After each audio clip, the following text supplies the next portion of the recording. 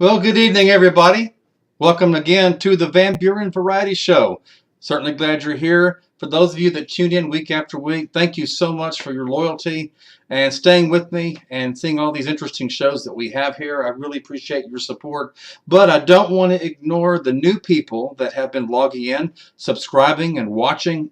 Thank you very much for tuning in, and we hope that you come back to the videos tab and catch up on the ones maybe you've missed. Find a topic that you would be interested in and take advantage of it. Just to PSA to our newcomers, the show is broadcast live every Tuesday evening at 7 p.m. Central and 8 p.m. Eastern. But the shows are archived, so if you missed the live show on Tuesday nights, don't worry, because they'll be here days, weeks, months, maybe years after. So anyway, welcome to all. Just a little reminder about the show. This is a variety show. So every week I have an individual guest come on to talk about an interesting topic. It could be the person's profession. It might be their hobby, or it could be a how-to segment, or maybe an entertainment section. So hence the name Variety. So if you haven't already hit that subscribe button, make sure you hit it. Because by hitting that subscribe button, and you get notifications of upcoming shows on this program, and you'll even see what's coming up. So make sure you hit that subscribe button, and we really, really appreciate it. Hope you've all had a great week so far. I really have. I got something in the mail yesterday that I ordered, and I thought I'd like to share this with y'all. And I realized on the, with iPhones and computers that you can have a different way of finding this out. But I got this in the mail, and you may not be able to see that very well. But what this is, it's I guess you call it a date dial from the year 1900 until the year 2000. And basically what you do is you turn the dial a certain way, and you can find out what day of the week a particular day landed on. For example, if I wanted to find, I'll make something up, July the 4th of 1946, okay? Who knows what day that was on? So we look at it, and you get 1946 here and July, and you look on the back, and that tells you what day of the week it was on. I don't know how it works, but it was actually a Thursday. So it's kind of small writing. Y'all probably can't see that on here, but I thought that's an interesting thing to have, and realize, with the phones these days, you can look at it like that, but I thought this would be kind of a interesting, something old for an old guy like me. So anyway, 75 cents. You can't beat it. So this is they call it a century calendar. So any day of the week I want to know, here it is right here, the old-fashioned one. So anyway, I hope you found that interesting. I know I did. I'm a history buff. If you watched this show from the beginning, you know I love history, and I thought this is a good little relic here. So that'll give you something to play with for a while. Again, I hope you've had a great week so far. Have you read any good books lately? I'm talking to you, my audience, whether you're a subscriber, whether you're watching this. Do you like good books? What kind of books do you like to read? I like all genres. I mean, you give me a good book, and I won't be able to put it down. But what's more interesting than just reading the book, but to hear from the author himself or herself that wrote the book, talk about their inspiration and their education and their experience. Well, I have that show just for you tonight, ladies and gentlemen. You will hear from her, and you will also see her interesting books that she has available. So without further ado, I'll bring my guest on tonight. Ladies and gentlemen, I would like to introduce you to DC Gomez. She's going to talk about the line of books that she's written and an upcoming trilogy, which I know we're all going to find interesting. So, DC, welcome to the Van Buren Variety Show. Oh, hi, Bob. Such a pleasure to be here. Thank you so much for having me. Hey, let's just kind of talk about from the beginning. What got you interested in writing? I'm actually a storyteller. I tell this everybody. I'm a storyteller from the beginning. Writing Mm, happened to be a byproduct of that passion. So okay. I went to school as a filmmaker. I went to NYU. So my passion has always been in visual storytelling. And like most storytelling, most people's going to tell you, write what you know. So at NYU, was all about creating these stories that can connect with people and create these Sure. passions. Unfortunately, when you're 22, 21, you realize what am I supposed to write about? So I did that thing back in the day that you do where I joined the military. I honestly The joined the army. military. Oh, I wow. did. I joined the army because I wanted to learn about people. So they got me. The commercial absolutely got me. So I joined the army. One of the things that happened in my life is 9/11. I was in basic training Oh, were you? Oh, when wow. Ooh. I was. So life took a whole unexpected turn. It became a little less about learning about people to create stories and more how can I help this country? How can I defend my family? So fast forward for a bunch of years, you do the whole entire American dream. You're following Yes. what you're supposed to do. You have the job, you have everything you're supposed to strive for. And I found myself being miserable. I found myself not connecting to my purpose, not being creative, not Hmm. doing my passion.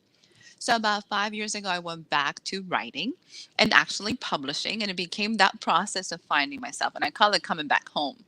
So it was that entire world of connecting to that creative side and do it in a whole different way. So instead of creating films and videos, which takes a whole entire crew and money, It decided does. to Yes. publishing is a little different. So I decided to invest in something that I can do by myself that didn't know. The fun thing about it is when I started writing, I didn't tell anybody. So I live in East Texas. So you're a Texas boy. So you understand I'm in the Bible Yep. Belt. Yep. And I write a little fantasy with a whole bunch of madness in there. So at the time, I was a little nervous. I'm like, am I going to put this out? What are people going to think? Once the story came out, because it's based in Texarkana, so it's based in Texas for anybody who's not Hey, that's familiar. Texas. Yeah. Right in there, it became one of those. My community has embraced it. The town has loved it, and we have gone on this wild ride just with this incredible series. That is awesome. So, what kind of books do you write? Like, or should I say, what genre would you say? I do a little bit of everything just because Oh. I read a little bit of everything. Mm-hmm. So I do, most people are very familiar with my urban fantasy. Mm. So that's the series, the Intern Diaries is my main series. It's actually completed. It's part of what I call the Reaper's universe that has all these other worlds in here and other books. I also do children's books. I do devotionals, Wow. YA, so a little bit of Very everything. diverse, then, right? A whole bunch of fun. Is there a target audience that you have on particular books? Is it for anybody? I mean, young people, older crowd, adults? It actually ranges. I do have a lot of young adults, so anywhere from like 13 and higher. Granted, my That's good. my children's books is obviously like 5-year old, but in terms of it's open to anybody. I write very focused on quirky characters with a lot of action. So as long as you enjoy a fun adventure, I'm your girl. We have actually a comment from our audience. You Yes. mentioned that you were in the Army. You joined Hmm. the Army and you served. And Gary Spikes is saying thank you for your service. I was a big red one, so thank you, Gary, as well, who you actually serve. So thank you for your service as well. My pleasure. Yeah, he was in the service as well. So Yes. anyway, so thank you for that, Gary.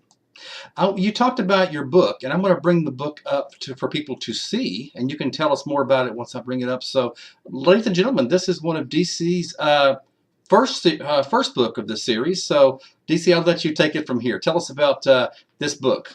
So that's and Gary probably is going to appreciate it. I actually have a prior Army vet who literally is out of the military and trying to find herself. Like, what do I do? She was in the 82nd Airborne Army Band, so she's trying to find. And it's kind of my entire premises to this. What will you do if death knocks on your door with your job offer? Will you take the job?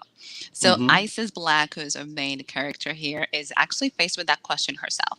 So Mm. she accidentally, put it that way, kills Death's old intern.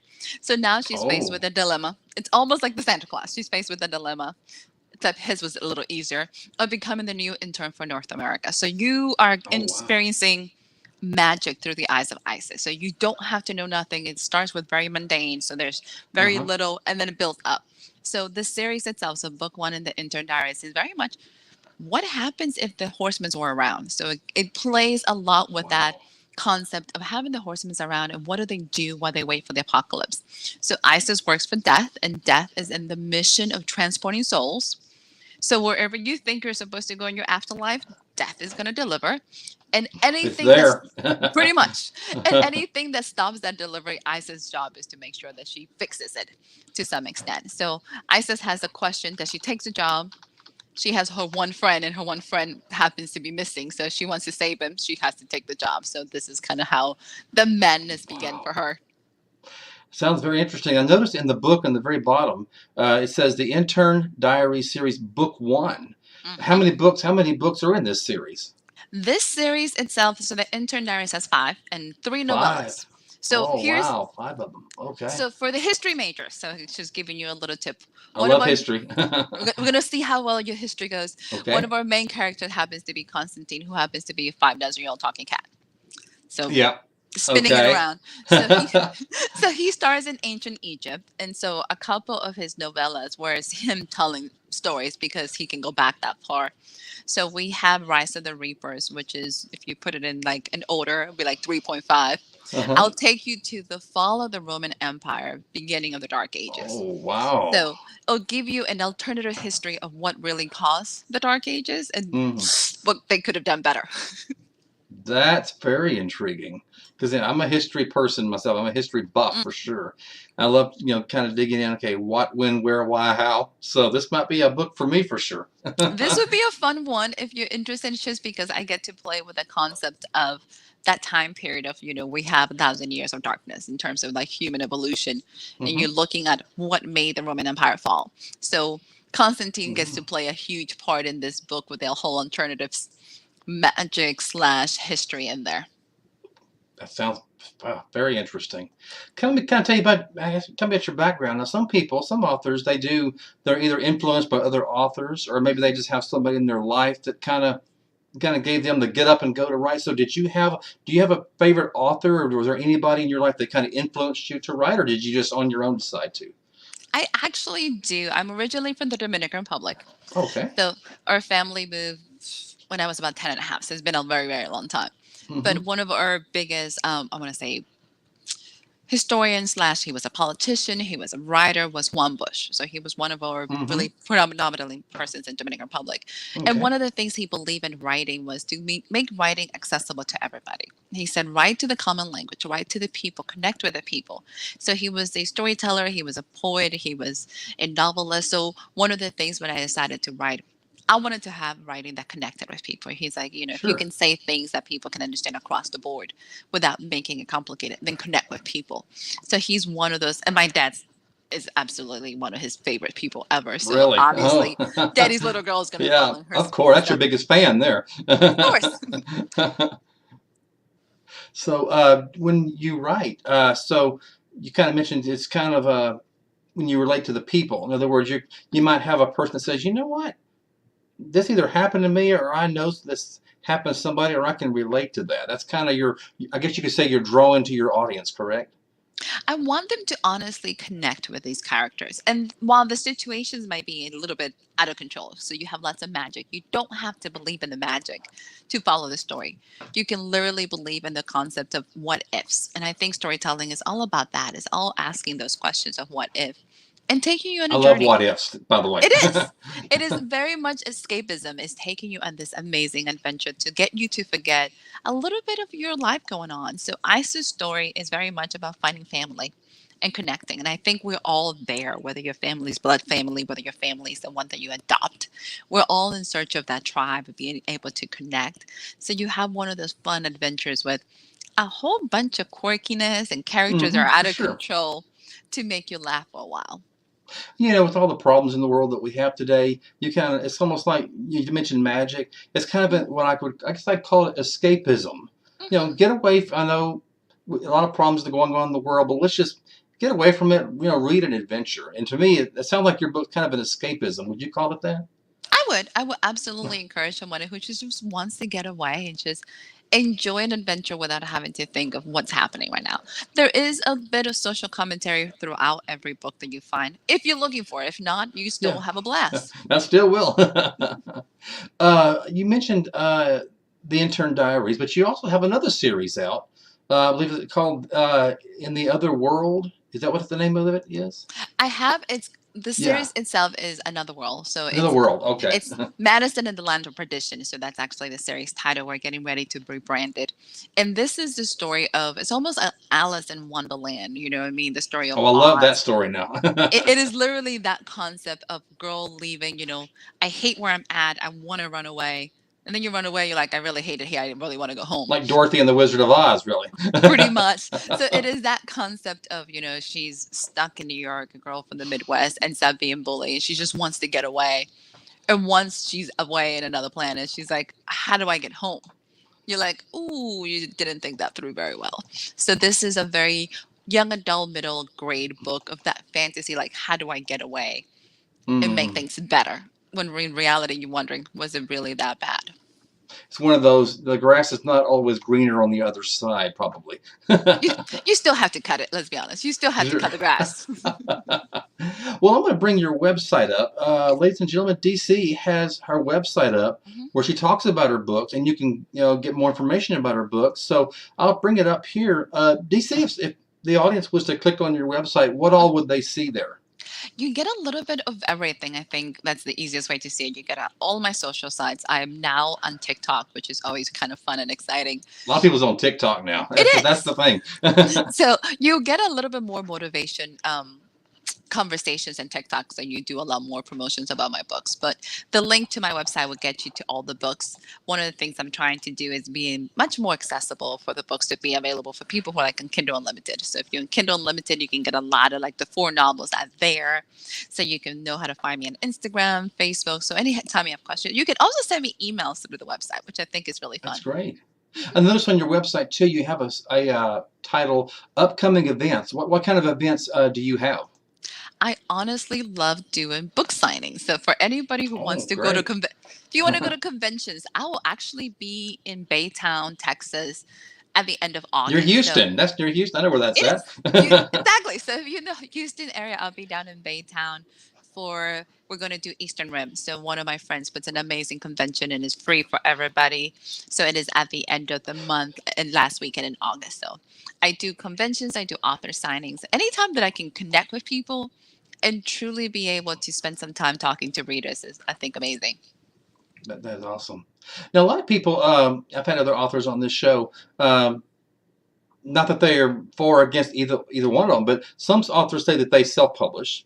Some authors say they go through a publishing company. There's different ways you can publish. So do you go through, or do you self-publish, or do you go through a company? I'm actually what we call independent. So I'm an indie Independent, author. okay. So we're all independent. So a lot of the things, I think there's such a negative connotation when people think of self-publishing because they think of poor quality.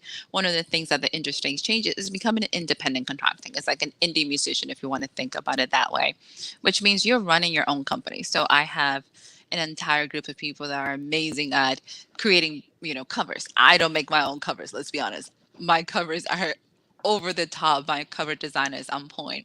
So I have. No, you mean like something like this? You mean? Yes. That's. Did you do this, or did somebody else do that? I have actually a cover designer that created that cover. Yes. They did a great job. That's really good. She does amazing work. So as an independent author, you are the one hiring people to create this. They create get this books to be to the next level. So it's really fun and exciting.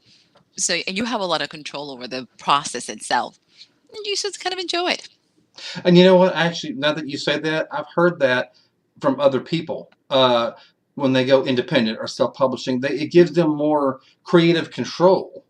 They say because when it's like any other job. When you work for a company or you work for somebody else, you have to go by their rules. Whereas if you're self-employed, I guess you could put it that way. Yep. You kind of can write your own ticket, basically. It's one of the things I admire every single author who's traditionally published. You also have to realize that publishing companies putting the money. So they get to make those decisions. They get to decide what their cover looks like. They get to decide what the inside looks like because they're paying for it. As an indie author, you're putting the bill up front. So you're paying the piper at the beginning. So you get to say, okay, I want this cover versus that cover. The one thing about it is that it's a little harder as an indie author because you don't have that huge team behind you. But it's still a lot of fun. It sounds like it would be a lot of fun.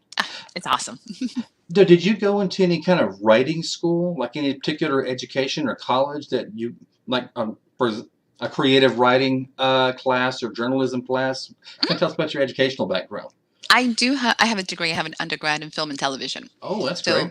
one of the things that is part of our courses is a lot of writing. So we do a lot of script writing, which is very different from novel, but Mm-hmm. is still very character development. So we work very much on creating characters that are realistic, creating dialogue that people can connect, and kind of bringing that into life. One of the best compliments that I always get from my books is like, I can see this as a movie. I'm like, good, because I do too. So it's kind of so I love Screenwriting, yeah. oh, I love it when people read the books and be like, I can see this, imagine it, and feel like I'm there. I was like, so that's usually the best part about it because I wanted to have that feel. I want you to have had that action. The chapters are really short for a reason. So you feel like you're moving from one place to another and you just feel like you're in this rush with the characters. That's great. I'm going to ask you now, there might be somebody watching this show right now, whether they're watching live or maybe they're watching this days, weeks, months from now, and maybe he or she has an idea for a book, or maybe they've started it, maybe they haven't started it, but they're confused right now. They're like, okay, once I write my book and write this work, whatever it may be, what do I do with it? So, or where do they begin, or who do they look to? So, what would you suggest to that person that's wondering that? Usually would depend if they're interested in going traditional or if they're interested in going indie. If you're looking at traditionals, a lot of the things that they're going to be looking at is for an agent. They're going to be looking for a publishing house. They're going to be trying to pitch their manuscript to different places. So the Okay. first decision is decide how much control you want, how much time you want to spend, and how much you want to work. So there's Mm-hmm. always a plus and minus from every side. Sure. From the indie side, I usually tell anybody if you have a script, if you have a manuscript already ready, and you're thinking, okay, what do I do with this? Get an editor. One of the things that is amazing, whether you're on TikTok or Facebook or Instagram, the community of authors in the community in the writing world is huge. So you can Oh, okay. Google amazing editors. You can actually get, hey, can you give me a sample? Even on, LinkedIn, looking for an editor that can actually give you some information. Get a developmental editor who can look at your story and tell you yay or nay. Does this make sense? This is flowing. This is there plot holes? Is what are you going to do with it? And kind of be able to work on it and be okay. If you literally just have an idea and where Mm-hmm. do you start? This is the best part. Just start writing wherever you think it is. Do not get consumed of, I need to write a book. I think people feel that writing a book is so huge. Do a short story. Details, details, Yeah. detail. Yeah. Do a Uh-huh. short story. Do 5,000 words. Do a whole short stories and get excited about that. And then you can move on to the novel. So usually when you're thinking of books, you're looking how many words is in this manuscript. Novels is 50,000 or more.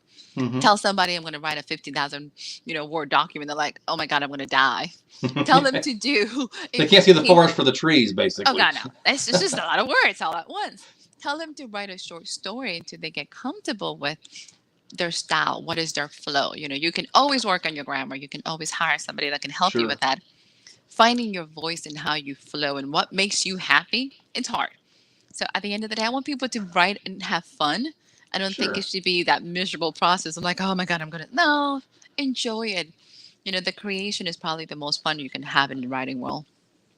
Hey, you said something that I think people need to pay attention to is when you write a book or when you're writing a rough draft, what I would call get a second set of eyes on that. Hmm. Whether you hire an editor or if you want to get a family member, if you trust a family member or a friend, and it's really hard to get even constructive criticism, but they're telling you on purpose, hey, maybe this is kind of rough right here. I didn't understand what the point you're Hmm. making here. So take it. I think you should take it in stride, like they're trying to help you. Just be careful how comfortable you are with your manuscript and how much, because believe it or not, especially for your first book, your first manuscript, that's your baby. Somebody's telling your baby's ugly is going to hurt. Is that would yeah. So make sure whoever you're giving your manuscript to read actually likes that genre. Like, don't give urban fantasy to somebody who hates magic. Like, that's not Or going to someone who get hates horror. Don't give them a horror book. exactly. They're not going to connect with this book. Give your book to somebody who enjoys reading that genre and who understands it. Because they'll be able to tell you, it's like, okay, this needs something, give a romance to somebody who reads romance, and you'd be amazed if they can tell you this is a great story or not. So, yeah, so pick your audience and who's going to critique your book very carefully because it might crush you. You might actually never write again. Right. You mentioned earlier about in the Intern Diary series, it has some magic in there. Can we compare it to other books? Because I have a comment here from the audience that I'll bring up.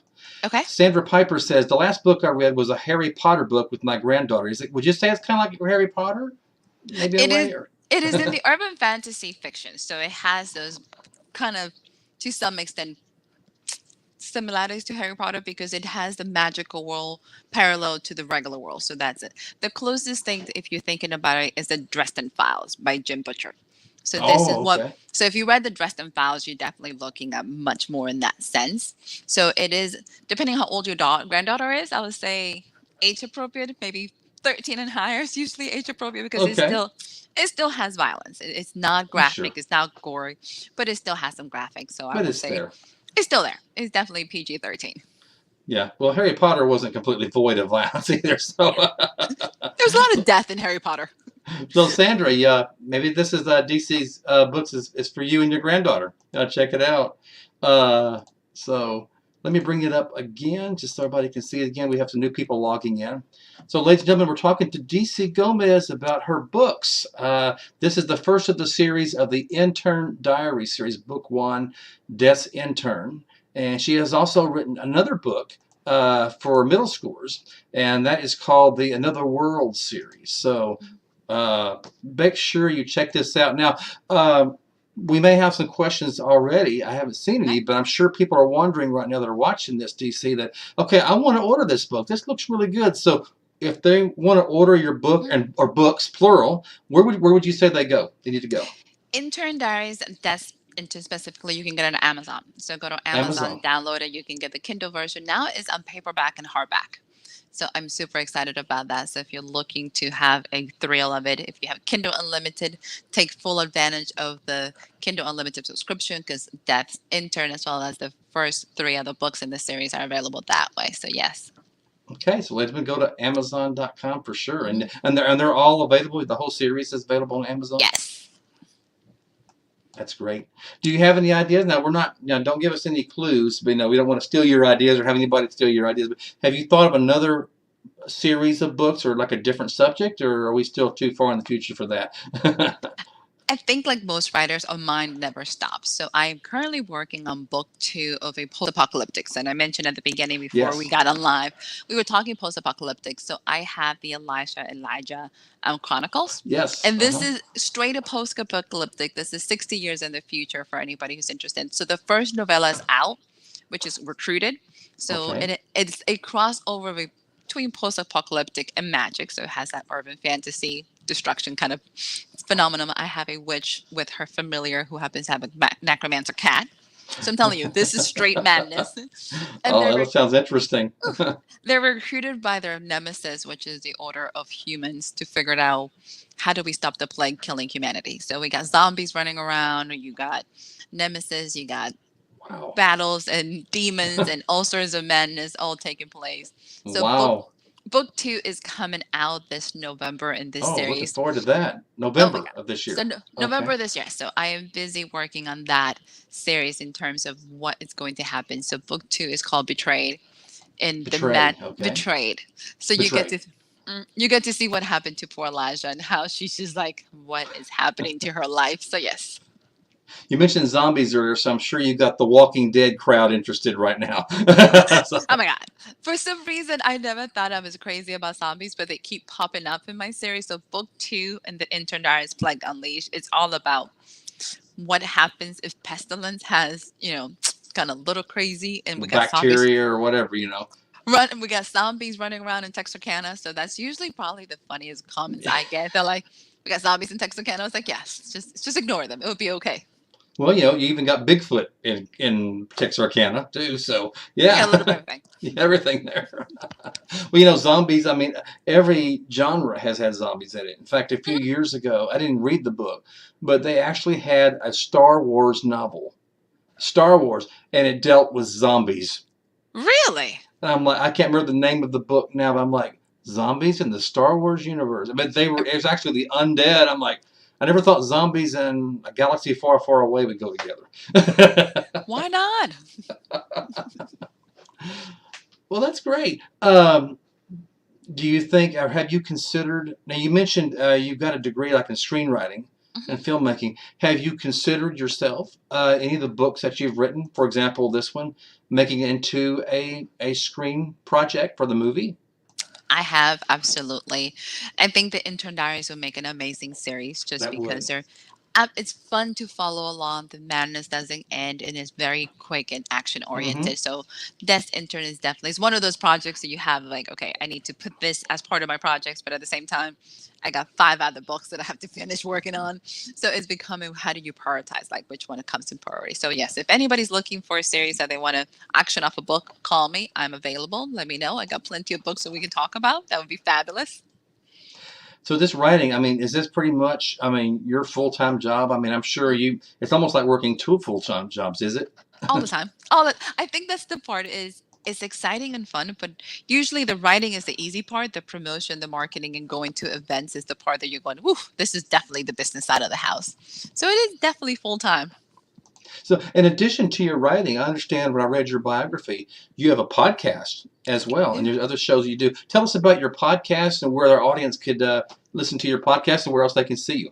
Anybody who enjoys listening to authors, my podcast is called Inside the Minds of Authors. So one of the things that I decided to do that's a little different than most podcasts is I decided to actually have the author started reading a portion of their books.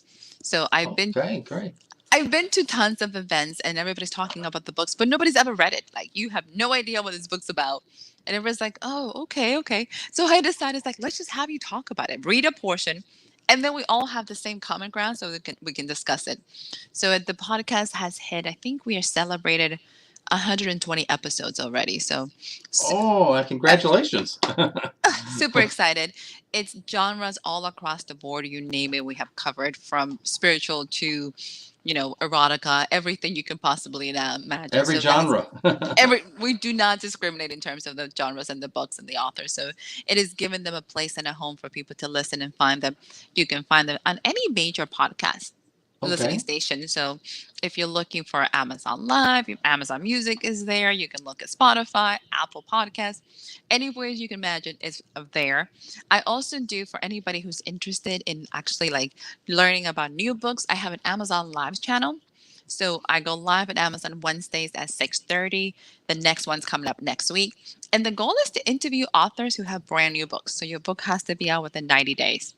So you get a whole You have to be taste. published already. Okay, you already have to have a Yes. book out there. Okay, Your book has gotcha. to be out within 90 days. So you're looking at brand new books that somebody can Okay. pick up and kind of having some fun with people getting a taste of like, ooh, maybe their favorite author has something new that they can talk about. So yeah, so we go live on Amazon. People can check it out. They can pick up the book there as well and ask us questions, which is even more exciting. Now, what was the name of the podcast again for people that So the missed it? so the podcast is Inside the Minds of Authors. I'm going to put that up for our Inside the Mind of Authors, did you say? Inside the Minds of the Authors. Okay, I'm going to put that up for everybody. Let's see. Aw. So make sure everybody knows. So, ladies and gentlemen, if you'd like to see DC's or hear DC's podcast, here it is here. Hmm. Inside the Minds of Authors. And when is the podcast live? If they want to look in live? The podcast actually airs, so new episodes go on air on Sundays.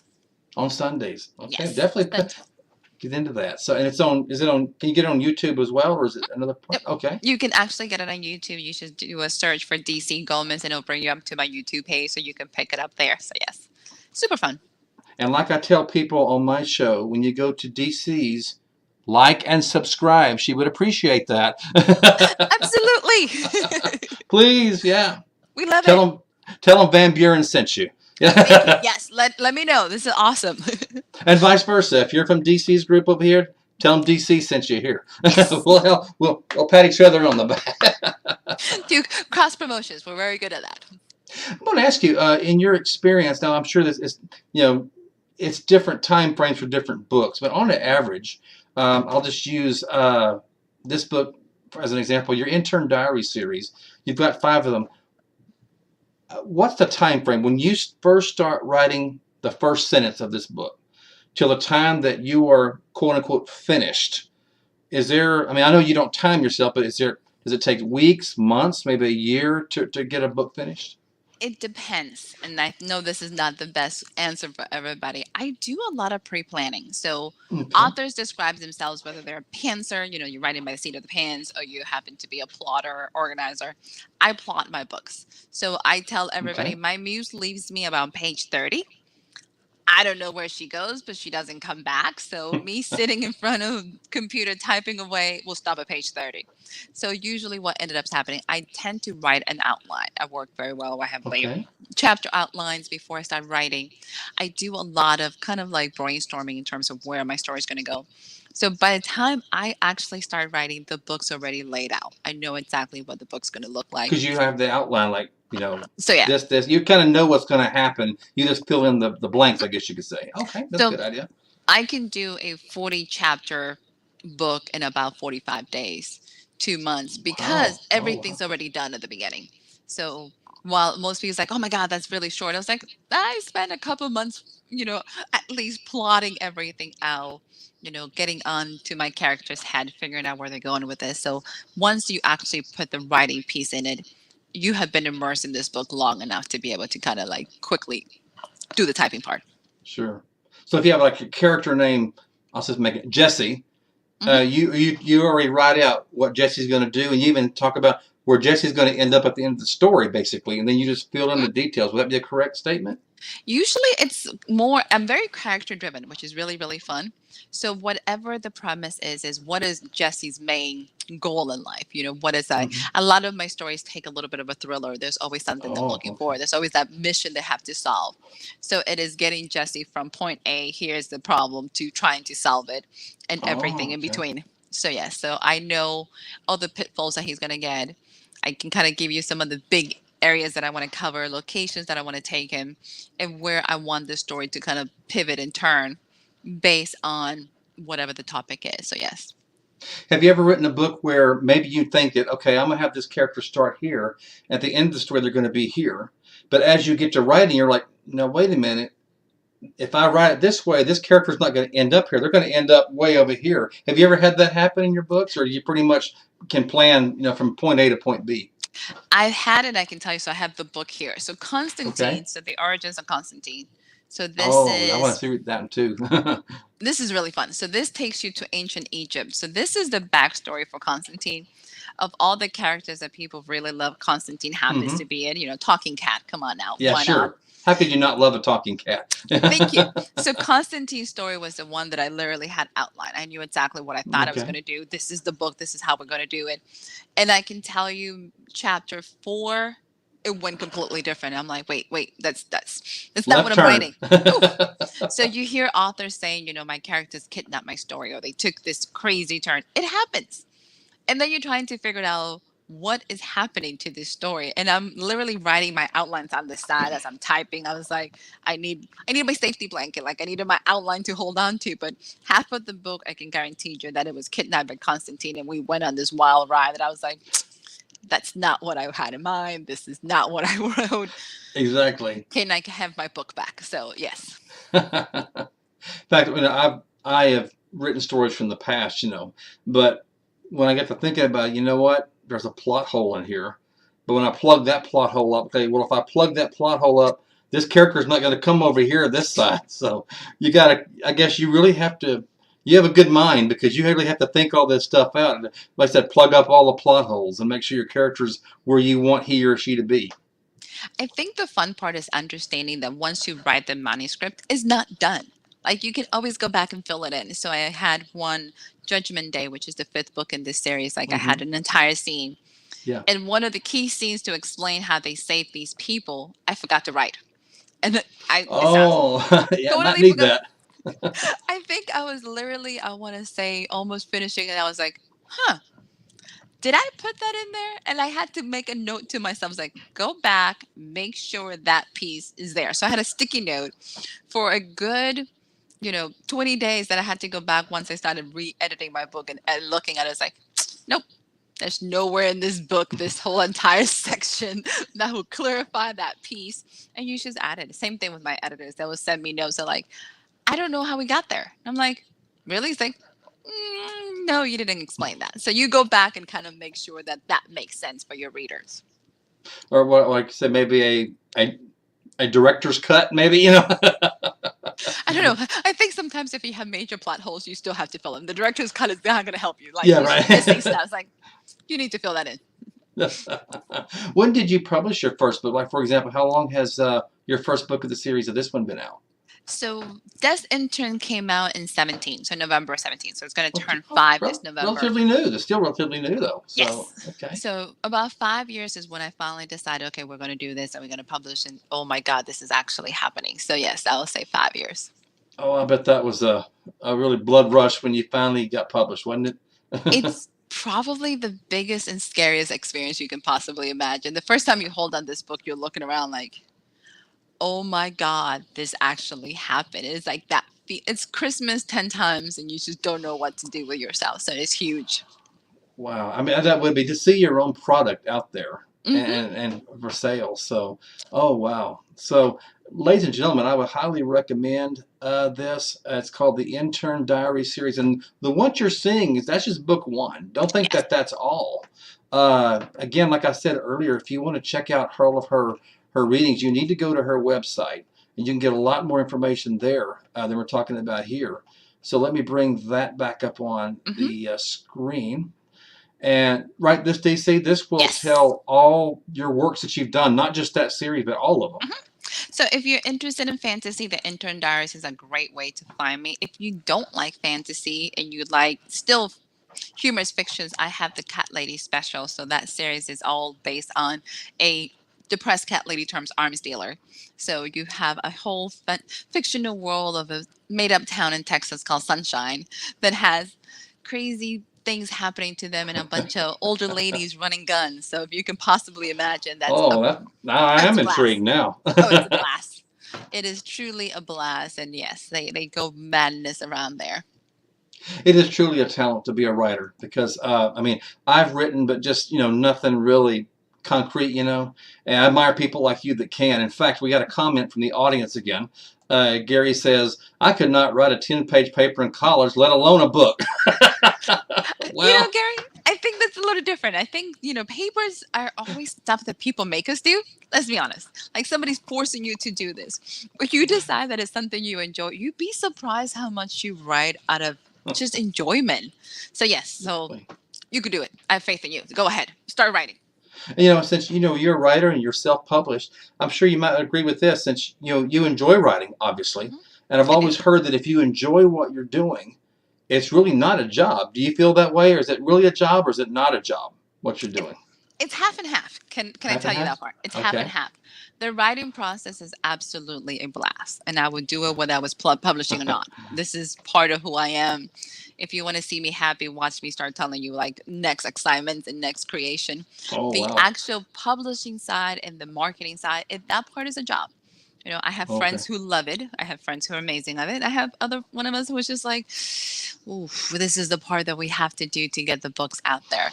So it is, to me at least, it's 50-50. But with everything else, you can't have one side without the other. If you're going to publish, then you have to do it. And then you got to take it seriously. You have to realize your business. You are running your own small company and you got to love it as much as you can, realizing, this is not the fun part of the job, but it's still amazingly fun. But they always say every job you got what they call the proverbial red tape, which It's a is of course your 20%. marketing. Yeah, your marketing and Yeah. all this other stuff. So yeah, it has to go along with the territory. I'd like to tell my audience though, if you do order DC's book, and again, this the prime example, but there's a lot more. So I encourage you to go to her website, and you go to Amazon and you order this book. Make sure you leave a review. I'm sure DC would Yes. appreciate that, wouldn't you?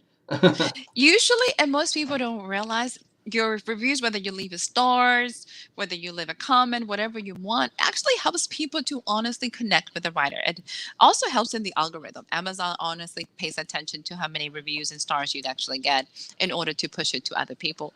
But it also helps people to figure out, is this something they're going to like or not? As much as they love the writers, with some question marks, they prefer real customers and they really want to know what's people's opinions on it. And I tell everybody, if you like magic, this is an amazing series. If you don't like magic, it doesn't get any better because it's just going to continue to progress with more and more magic throughout the series. So, Right. Hey, you might learn to like magic, So you could. who doesn't like a little bit of magic every once in a while, We mentioned even before the show, Alice in Wonderland. I mean, Yes. there was magic in that, obviously. I mean, pretty obvious. Oh, wow. So, yeah, ladies and gentlemen, if you order her book, go to Amazon and make sure you leave a really great review if you've enjoyed it so Aw. much. And don't leave it off with one book, because if you read just the first book, you're going to be completely lost, right? You, If you don't finish the series, that you won't know what's going on, correct? you're going to be missing out on where these characters go, and they truly progress and they truly become part of your family. I think one of the hardest parts for me as a writer was actually finishing the series. And I don't think any. It was hard to finish it. Oh, really? It is so hard to finish a Well, like you're series saying because goodbye to the character? Is that what it you mean? is. It is so hard to honestly say, okay, we're wrapping up, and then this is the last book in this series. So, like most writers, I was like, can I really say goodbye to my family? So, it's part now of the Reaper's universe. So, I have side stories that actually have my Sure. characters doing cameos throughout the series. So, it becomes their own little universe that they can kind of walk into. So, you're not truly ever not with them. They just come in different parts. Well, in your book series, that the 5 book series, would you say that each book, how can I say it? We don't want people just to read one book Mhm. and finish it. We want to awesome. But does your books end with like I think I said, a cliffhanger or something that maybe would want, then is it bleed over to the next book, or they pretty much stand alone, the same character? What would you say? So I would say books 1 through 3, even 4, are fairly standalone. Like you can pick up, it will give you a full story. You're not going to have to feel Okay. like, oh my God, what happened in here in I order to missed pick up. this. Yeah. Yeah, no. So it is definitely like from start to finish, you're going to get a full story. And then you're going to pick up primarily because the first 4 books is introducing to you to a different horseman. So one thing I tell everybody, the 5th book, it is a full story, but you really have to read the first 4 in order to get the chemistry of what's happening. Because the last book is Sure. called Judgment Day and is literally what can cause the apocalypse. So in Hmm. order to get that, you have to have met all these characters because I'm going to bring everybody. So think about Endgame and the Avengers and like Harry Potter's, last book smashing together. Sure. So Okay. so you need to have read the first 4 in order to kind of be like, oh, that's what's going on. And these people are crazy. Well, if I can make a comparison, that'd be like someone in the Bible reading the book of Revelation. That's all they read. You're missing all these other chapters that's in the book, and you're going to base them like, what's going on here? Why is this happening? So almost same analogy, I Yeah. guess. I would say for the last book, you definitely have to be a little bit more prepared. Figure out who Isis is, figuring out who Bartholomew, because then everything kind of clicks into place. It was probably, here's fun anecdote for anybody because Judgment Day came out March 27, 2020. So let me give for Oh, any. March of 2020. So Okay. imagine promoting a book called Judgment Day at the beginning of a worldwide pandemic. So, Oh, yes. Oh, wow. Yeah, I can see yes. that. That probably officially was probably my biggest marketing challenge ever because I kept saying Judgment Day is coming, and then you put in parentheses the book, and you're going, oh Yeah, God, the book. Yeah, not the book. anything else. So it became very much a lot of my readers were like, are you trying to tell us something? This is very apocalyptic. This is prophetic. What are you doing? A little We bit of had. real life in there, right? And here's the fun part, because Texas got hit with the killer bees. The book has some killer bees, and I was like, God, really? So it was one of those adventures of everybody's like, what are you gonna do? I'm like, what do you mean? What are we gonna do? We have a book coming out. Like, what, we're gonna Exactly. stop it? So my readers were absolutely amazing. The support was off the wall, but it was extremely challenged to promote a book called Judgment Day when everybody thinks the world is falling apart. What's the old saying? It's art imitating life, but you didn't intend it to be that way, right? It was no, like, come on now. Like, this book was written prior to the pandemic, and then we slowly shut down. And it literally, because we went down like March 13, Texas shut down. And then I'm going, wait, what just happened? I'm sorry, what? What do you mean this is a pandemic? Wait, this book. Oh, this book. What am I going to do? So, yes, so that's probably one of my best, most fun moments when everybody's like, what is your biggest hurdle? I was like, trying to promote a book called Judgment Day when the world is shutting down because it might be Judgment Day, and then try to sell it. Yes. Right. I noticed in your upcoming events and on your website, you've got a lot of places in Texas that you're going to see. Are you Mhm. going to be outside Texas anytime soon, too? I just got back from Savannah, so I was in Savannah, Savannah, Georgia. Georgia. All Yes. right. So we have an annual convention in Savannah. I've been there 3 times. So I just got back from Savannah, Georgia for this convention, which is literally I love Savannah. I Well, it's a tried to. beautiful city, I've heard. I've never been Oh, there. I recommend it. It's absolutely beautiful. The Readers is a 3-day convention. I had a blast. Oh, wow. So it's very reader driven. So people have an opportunity to meet new authors, talk to them, interact. So it was a blast. So, but you said you'll be in, I'm trying to, you mentioned Baytown. When are you going to be in Baytown? Last weekend in August, I'll be in Baytown. Okay. I'll have actually a convention next year in Salem, Massachusetts. So I get to go home for Salem for that. We'll Oh, do in wow. That's Graceland interesting. as well. I know. So I'll be doing Graceland as well. So I have a whole bunch just throughout. Just be able to get out, connect with people, be able to talk books and see what they like. You mentioned Graceland. You talk about, you made Memphis, Tennessee? Mm-hmm. Oh, wow. Yes. Elvis's home. we're going to Graceland. Absolutely. So yes, it's going to be fabulous. I can't wait for that one. So 23 is a little bit more exciting. I'm going to places that I normally don't get to travel. So I'm like, ooh, let's do this. Wow, so you are well traveled then. Wow, Oh, that's awesome. And folks, I would highly recommend check out DC's website. And if you like her books, you'll actually want her to autograph it, and you'll want to meet her in person. So let me bring the website up once again, ladies and mm-hmm. gentlemen. It's DC Gomez dash. Make sure you get the hyphen in there. Yes. Author.com, and you can see all of her works, her great expertise that she's done, and then also all of her upcoming appearances. And you said that people can actually send you an email through this Yes. website as well. Send me a note. If you sign up, actually, the fun thing about the website it is you can get your own copy of the Origins of Constantine. So sign up for the website, you can get it for free. So it's a Okay. digital copy of the Origins of Constantine that will automatically sign you up for my newsletter. So if you need some motivations, Monday motivation will come to you directly through your email every week. So you get a little bit more to get you smiling through all these crazy things happening to us. Again, like you said, I like the subject matter that you've written about in your books that you've explained, because we hear about all the problems of the world, Mm-hmm. all that's going on. So we need authors like you, DC, to provide that escapism, where we just, we don't want to forget about our problem, but we just, get away for a while, go into somebody else's world. We want to disconnect. I think every once in a while, books have the magic of helping you disconnect and seeing some different perspective and be able to connect with something else outside of us and give you something to laugh about. So my books are Right. definitely designed to give you that break and kind of get you go, okay, that was fun. Let's do that again. Yeah, we all love a good adventure, just Oh and yes. and I feel like from what you've described in your book, especially your main character here, that you kind of, if for lack of a better word, you kind of are the adventure with her, correct? I mean, you're kind of seeing her thoughts, and she's kind of taking you into her confidence, I guess you could say.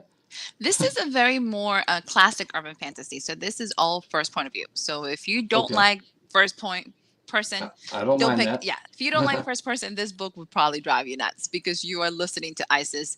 She Nothing wrong has with that. that. It's fun because she's a little bit sarcastic. It's all the things we think I like about. sarcasm. Yeah, but we don't want to say out loud because you're gonna get in trouble. So you get to be in her head and see the world from her perspective. The fun thing about the novellas, like Constantine and the other two, is that they're actually third point of view. So you get to see what the boys do when Isis is missing, and realize it's like you guys are a hot mess. Like you really need adult supervision. Well, DC, I appreciate the time that you've given us. It's been a learning experience, and I like Oh, it when I can have people on the show and you can just tell from their demeanor that they enjoy what they do. I And love I, it. I think that is a good statement for the rest of us. That we need people like you that have the Oh, creativity that take us to this other place, this other world that we know nothing about. Just again, I use the word escapism. Just get away for a while. Let's look at somebody else's life for a while. I truly believe that everybody has a book in them. I think writing is a way of just not just therapy for the soul, but a way to find yourself enjoying things that you never thought about before. So I love what I do.